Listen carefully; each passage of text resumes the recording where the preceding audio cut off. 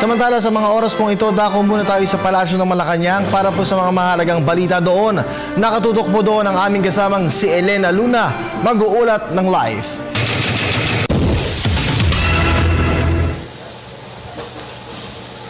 Maraming salamat, Kirby. Tiniyak ng pamahalaan na hindi titigil ang gobyerno sa pagtugi sa mga sangkot sa nangyaring pagsabog sa Zamboanga City. Ito'y sinabi ito ng palasyo matapos bumisita doon si Pangulong Aquino. Tiniyak ng pamahalaan na nakatuon ng mahigpit na pagbabantay ng buong intelligence community at nakatutok ang buong puwersa ng Armed Forces of the Philippines at pambansang pulisya upang pigilan ang anumang banta sa seguridad sa bansa. Sinabi ito ng Malacanang sa pagbisita ni Pangulong Aquino sa Zamboanga City kahapon matapos ang insidente ng pagsabog sa lungsod na ikinasawi ng 2 katao at ikinasugat ng 52 iba pa.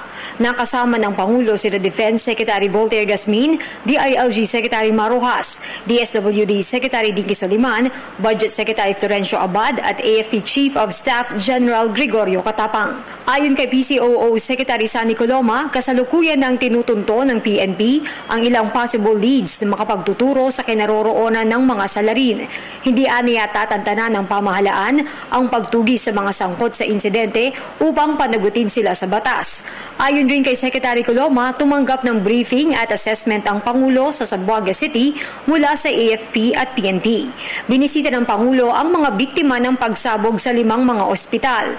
Ewan ko baka makakaptan pa kayo.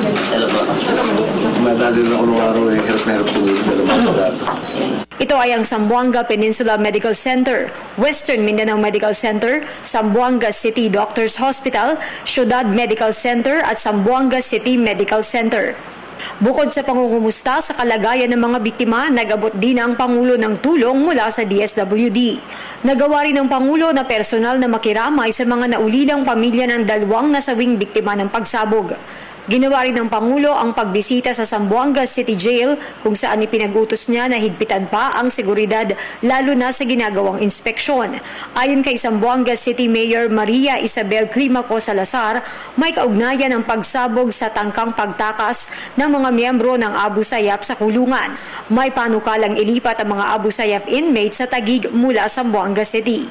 Ayon kay Secretary Coloma, hinihintay pa ng palasyo ang rekomendasyon mula sa Department of Justice.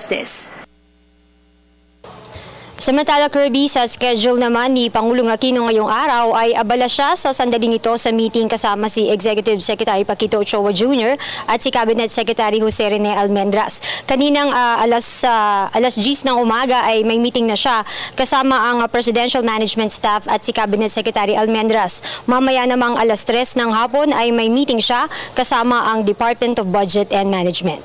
At yan ang ating balita mula dito sa Malacanang. Sa tulong ng RTVM, ako si Elena Luna para sa Telebisyon ng Bayan. Maraming salamat sa iyo, Elena.